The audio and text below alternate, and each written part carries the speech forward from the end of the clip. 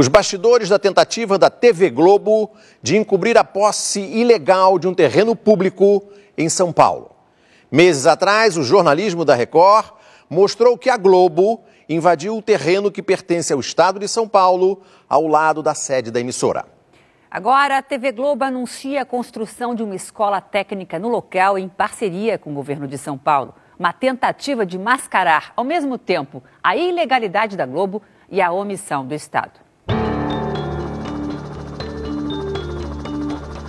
O terreno fica numa das regiões mais cobiçadas pelo mercado imobiliário em São Paulo. Uma área de 11.600 metros quadrados, avaliada em mais de 11 milhões de reais.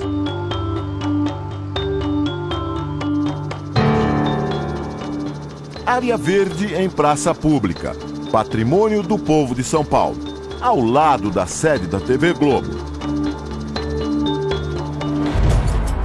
11 anos atrás, a Globo cercou o terreno. Uma placa informava que a Rede Globo de televisão cuidava da área. Na prática, o terreno era usado como propriedade particular. Estas imagens de agosto do ano passado mostram que o único acesso ao terreno era através do prédio da emissora. Havia até uma pista de Cooper utilizada pelos funcionários da Globo. Veja a reação da segurança quando um produtor do jornalismo da Record tentou entrar no terreno. Onde é que entra nessa praça? Ó, dessa aqui não pode entrar, não. Essa não pode entrar, não, ela pode entrar. Aí da Globo? Isso. Ah, mas nem se pediu autorização, né? Nem tem autorização pra falar a verdade. Então tá bom. Os repórteres da Record procuraram a sede da Secretaria Estadual de Planejamento, responsável pelo terreno na época. Você tem o imóvel lá da Globo? Exatamente, do lado. O terreno contigo, não é isso? Você pode aguardar só um minuto? Vai lá, vai estar desculpando a pessoa que possa direito. Obrigado. Pouco depois, os funcionários voltam. Beleza. Você pode voltar um telefone? Porque era na assessoria de imprensa. Sabe que pode falar com você? Porque era assessoria de imprensa. Não fala nada, né? Não. Ninguém pode falar exatamente. Em nota oficial, a assessoria informou que o terreno é conservado pela TV Globo sem ônus. A nota diz também que, em 2006, houve uma tentativa de vendê-lo por meio de concorrência e que, no ano seguinte, a área passou a interessar a Prefeitura de São Paulo. Por isso, a concorrência foi revogada em janeiro de 2008. A nota termina dizendo que outra possibilidade avaliada atualmente pelo Estado é construir uma escola técnica no local. 2 dias depois, a reportagem foi ao ar. A emissora que gosta de apontar o dedo para a concorrência parece não prestar muita atenção ao próprio quintal. No dia seguinte, o Diário Oficial de São Paulo publicou um decreto do governador José Serra destinando o terreno à instalação de uma ETEC, Escola Técnica Estadual. Dias depois, a placa com o logotipo da Globo foi retirada do local e deu lugar a outra que anuncia a escola técnica. E, finalmente, o acesso ao terreno por dentro da Globo foi fechado.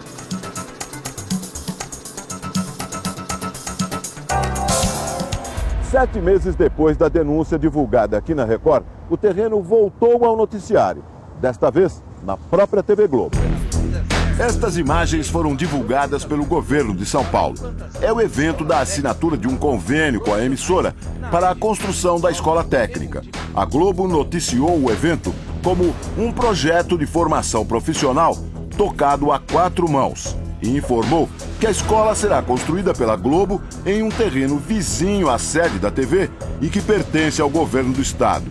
A reportagem informa ainda que a TV Globo vai doar o prédio da escola ao governo do estado.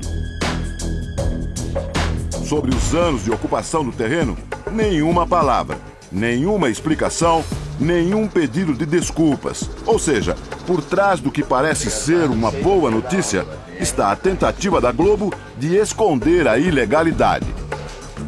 Do outro lado da história, o governador José Serra, que ao assinar o convênio, ignorou a irregularidade e ainda prestou homenagem à invasora, dando à escola o nome de jornalista Roberto Marinho. Segundo o convênio, a escola vai oferecer 2 cursos técnicos, multimídia e produção de áudio e vídeo. Ou seja, a escola do Estado, no quintal da Globo, vai ensinar o que mais interessa à empresa da família Marinho. O conteúdo dos cursos, segundo o convênio, foi elaborado por especialistas do governo e profissionais da Globo. O professor Laurindo Leal Filho, da Universidade de São Paulo, diz que, na prática, o Estado beneficia a Globo com uma dupla privatização. Na primeira houve a privatização do terreno da área pública, agora a privatização do currículo escolar. Eu acho isso muito perigoso, porque limita as possibilidades dos estudantes de terem conhecimento de variadas formas de profissionalização e, mais do que isso, de reflexão sobre essa profissionalização. Um levantamento feito pelo próprio governo de São Paulo mostra que a formação técnica na área de áudio e vídeo nunca esteve entre as prioridades do Centro Paula Souza, responsável por mais de 160 escolas técnicas espalhadas por todo o estado. Os cursos mais procurados são de áreas bem diferentes, como desenvolvimento de sistemas, automação industrial, comércio exterior, construção civil e tecnologia da informação. Nós falamos com o governador José Serra sobre o convênio esta semana, durante um evento oficial. Governador, o senhor poderia falar para a gente sobre uma escola técnica que a Rede Globo vai construir no terreno do governo do estado? É uma parceria, como muitas outras. O governador ficou irritado quando perguntamos sobre a participação de funcionários da Globo no programa de ensino. O senhor não acha estranho ouvir só técnico da Globo? Responda, se você quiser dar a sua opinião, olha para a câmera. Eu estou perguntando para o senhor. Então, mas se você quiser saber a sua opinião, grava para a televisão. José Serra também não quis comentar o fato da Globo ter ocupado o terreno de forma ilegal. O senhor acha certo fazer um convênio com uma empresa que invadiu o terreno, governador? Fica a pergunta: o que aconteceria se uma pequena empresa ocupasse um terreno do Estado durante 11 anos? Qual seria a atitude do governo? A assessoria de imprensa do governo encaminhou nota oficial dizendo que repudia a tentativa de transformar em denúncia a construção de uma nova escola técnica estadual e que a decisão de construir a escola é anterior às matérias veiculadas em agosto do ano passado pela emissora, conforme documento oficial entregue à Record. Mas não é bem isso o que aconteceu. O único documento oficial entregue à Record foi a nota da Secretaria de Planejamento mostrada no início desta reportagem. Agora, preste atenção ao detalhe. A nota é do dia 14 de agosto, uma resposta ao primeiro pedido de esclarecimento feito pela Record. A escola aparece, então, apenas como outra possibilidade para o uso do terreno. 2 dias depois, a reportagem foi ao ar e, no dia seguinte, a escola surge como decisão de governo no Diário Oficial.